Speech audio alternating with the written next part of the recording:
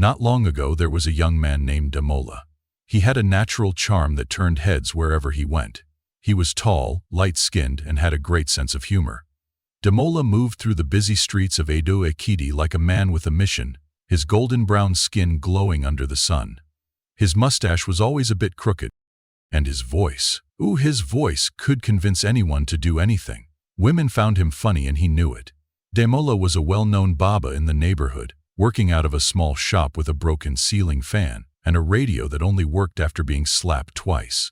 Yet despite his modest business, Damola walked around like the CEO of a multinational company. He wore sunglasses indoors, strutted with exaggerated swagger, and always had a toothpick hanging from his mouth, even though there was no reason for it. But Damola had one major flaw. He was a professional liar. If there were a Lifetime Achievement Award for it, he would have won.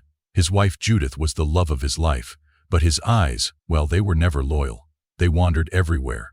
Judith had seen the signs even before they got married, but, as the saying goes, love makes you do foolish things. She was a beautiful, dark-skinned woman, graceful and smart, smarter than most. She was a teacher with a promising future, and she believed that their love was special. She thought that once they were married, Damola would change, but no, things only got worse. It started with small things, mysterious phone calls, long chats that ended with "no, I love you," and the classic "I was walking late" excuse. Judith tried to ignore it, but it all reached a breaking point one evening. While sweeping the bedroom, she found a new wig under the bed. Judith didn't own a wig. How could she? Teachers didn't make enough money for that.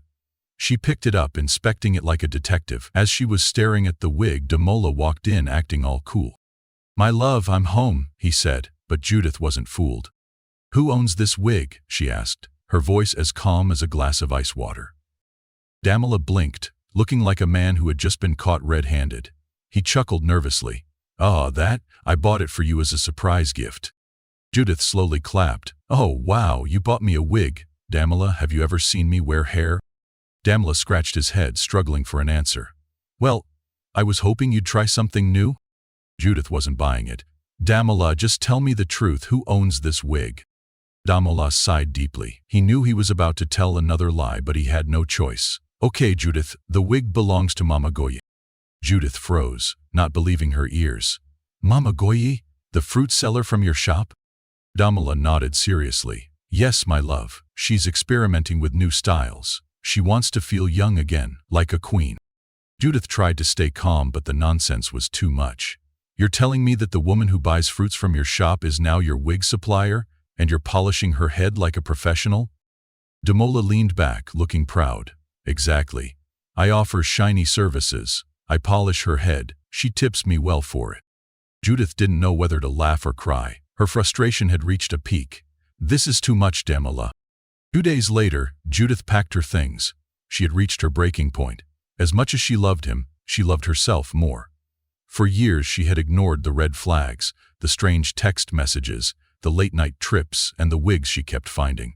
But one thing stood out. A note she found in his pocket the night before. It read, "Babe, last night was magical. I dreamt about your hands. Call me. Love, Sister Agatha." The same Sister Agatha who preached every Sunday at their church about avoiding temptation. The same woman who had once prayed for Judith's marriage. Judith couldn't take it anymore. As she zipped up her bag, Damola entered the room. "Judith, I know you're angry, but let's be reasonable. We have something special." Judith turned to him, folding her arms. "The only special thing we have is my ability to tolerate nonsense." She walked toward the door. "So, this is it? You're just leaving?" Damola asked, placing his hand on his chest, acting as though his heart was breaking. Judith stopped and turned to him. "Unless you have a miracle explanation for why Sister Agatha is writing you love notes, I'm leaving." Damola hesitated. Then he suddenly clapped his hands together as if he had just come up with a brilliant idea. "Ah, now I remember. Sister Agatha is studying to be a medical doctor, and she needed help practicing prescriptions. I was just helping her." Judith blinked slowly. "So, last night was magical is now a prescription?" Damola nodded proudly. "Yes, it's a prescription for back pain. She's been carrying too much weight from all those gospel burdens." Judith stood there in shock. Then, without warning, she grabbed the nearest slipper and flung it at his head. Damola dodged it, but just barely. "Goodbye, Damola. I can't be with a man who lies so easily, she said, walking out. Outside, Judith took a deep breath. The air felt fresher already. She pulled out her phone and dialed her best friend Orest. I'm free. Let's go out and celebrate. But please, no Baba and no church choir members. I need a break from this madness. Her friend laughed on the other end. Girl, I've been waiting for this day, let's go now. But as they were about to leave, Judith's phone rang again. It was Mama Titi, a powerful woman who had once given her advice on controlling a husband. Judith hesitated for a moment but then picked up. Judith, are you serious? You actually want to take that step? Mama Titi asked. I'm serious, Judith replied firmly. I can't live like this anymore. Damola won't stop, I need help. Mama Titi sighed. Okay. There's someone I know who can help, but once you go down this path, there's no turning back. The next day, Judith walked back into her home. Damola greeted her with open arms, like nothing had happened. But Judith wasn't fooled. As he reached for a plate of fried plantain, she stood up, her anger bubbling beneath the surface. Where have you been, Damola? He took a slow bite before looking at her. I told you, woman, I had a business meeting. Judith let out a bitter laugh. A business meeting that smells like coconut oil and shea butter? A business meeting that has you sneaking in at midnight? Damola sighed dramatically.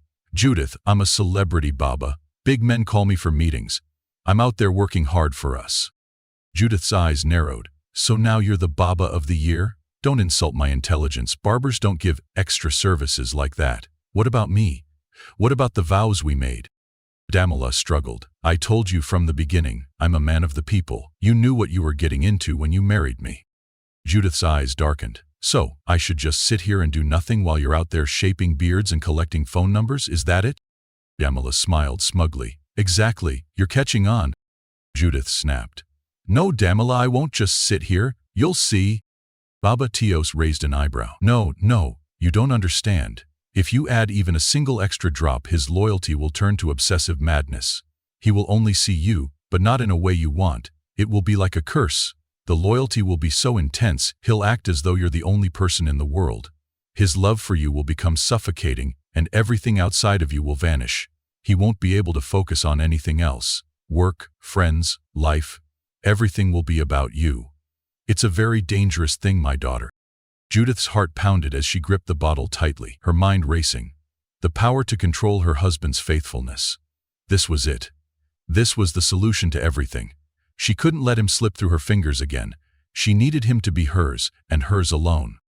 But then Baba Tos' words echoed in her mind, his warning. Judith hesitated for a moment, the weight of the decision sinking in. Could she live with the consequences? Could she handle being the center of his world to that extreme? She glanced at the bottle again, the green liquid swirling within, and her desire to control Damola grew stronger. She nodded resolutely. I'll do it, Baba. I'll use the potion. Baba Tos gave her a knowing smile, but his eyes were clouded with caution. Remember, Judith, once you start, there's no going back. That night, Judith carefully added the tiniest drop into Damola's food, holding her breath as she did. As he ate, she observed him closely. For a moment, nothing happened. Then, after he finished the meal, he looked up at her with a confused expression. Judy, I don't know what's happening. Everything feels different. His eyes had a strange intensity in them, and his gaze was completely focused on her. He walked toward her, his face tense, his hands trembling. Judy, I can't think of anything else. Just you. I need you. Only you. Judith's heart raced, a mixture of excitement and fear flooding her body. Damola was changing right before her eyes, but she couldn't ignore the warning Baba had given her. The next few days passed in a blur of overwhelming affection and obsession.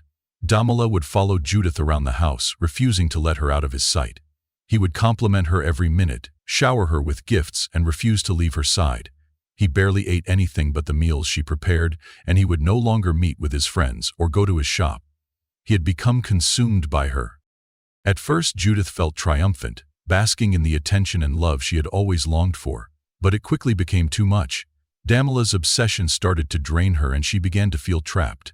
He would call her dozens of times a day, text her constantly, and even follow her when she went out for a short walk. There was no escape. Then one evening, as Judith tried to take a break from Damola's constant presence, he barged into the room, his eyes wide and frantic.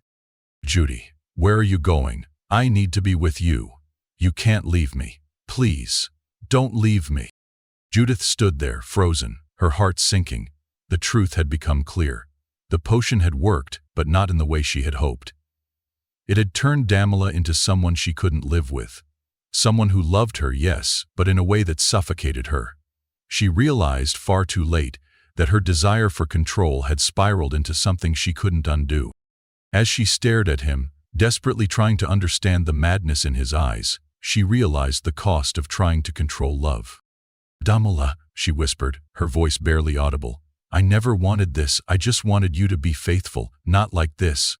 He reached for her, his hands trembling, but Judith stepped back. She knew, deep down, that she needed to find a way to fix this before it destroyed them both.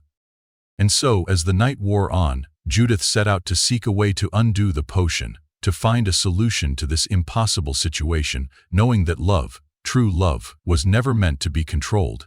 But the path ahead was uncertain, and she had no idea where it would lead. "No, my child," he said, shaking his head. "There's loyalty, and then there's loyalty." Judith dismissed his words with a wave, her mind already racing with the plan she had in mind. She couldn't wait to get home and begin her preparations. That very night, she cooked her husband's favorite meal, pounded yam with soup, but this time, she added a single drop of a special concoction to it. For the first few days, everything seemed normal. Damilola, or Noah as she liked to call him, came home on time, wasn't acting suspicious, and even remembered their wedding anniversary. But by day 5, things took a strange turn. Noah began following Judith everywhere, to the market, to the salon, even to their friend's house. He had also abandoned his job. "Why should I leave you alone for even 1 second, my angel?" he asked, clutching her tightly. "The world is dangerous. What if someone tries to steal you away from me?" Judith started to feel uneasy. By the 7th day, Noah was brushing her hair, tying her shoes, and feeding her as if she were a child. At one point, he even followed her into the bathroom. "What are you doing?" Judith asked, surprised. "Protecting you, of course, my queen," he replied. "What if the shower water betrays you? I must be here to do my job as a good husband." Panicking, Judith ran back to Baba's shrine, breathless and desperate. "Baba, help me. My husband has completely changed," she pleaded. Baba nodded as if he had expected this. "Didn't I warn you?" he asked. "Did you follow the instructions exactly?" Judith hesitated, then admitted, "Well, I may have added a few extra drops." Baba sighed. Women always overdo things. Now there's only one way to fix this." "Tell me, Baba. I'll do anything," Judith said, desperate. "You must find a woman more beautiful than you and introduce her to your husband," Baba instructed. Judith was shocked. "What? Am I not just going in circles now? Isn't this the very thing I came here to solve?" Baba explained, "The only way to break this spell is for your husband to willingly look at another woman." Determined to fix things, Judith invited her stunning cousin to visit the next day, the one who could make any man forget his manners. But when Noah saw her, he didn't even look at her. Instead, he covered his eyes with his hands. "No beauty on earth can compare to yours, my love," he whispered to Judith. Judith was left frustrated. She had no idea how to fix the situation. 3 weeks later, Noah was still following her around like a lost puppy. He had quit his job, unfollowed every woman on social media, and would cry if she was away for more than 5 minutes. Desperate, Judith made a tough decision. She packed her bags and ran away. Baba, watching from his shrine, laughed. "Instead of patiently working on your marriage, you came to me, a man who has nothing to offer but disaster." Judith didn't have a clear plan or destination in mind. She just needed to escape. She hopped on the first bus out of town, squeezing herself between passengers who smelled like expired fish. It didn't matter. Freedom had never felt so messy, but at least it felt like freedom. Back at home, Noah was crying on the couch, asking himself, "Who will I follow to the market now? Who will I feed?" Judith's best friend stormed into the house, furious. "Where is she, Noah?" she demanded. "She left," Noah said, defeated. "Maybe she realized I was just too much of a man for her." "She's gone?" his friend asked. "Well, you'll regret this. Mark my words." And just like that, she stormed out, leaving Noah to continue his lonely spiral. After 7 days without Judith, something strange happened. He was freed from the spell, but his life quickly fell apart.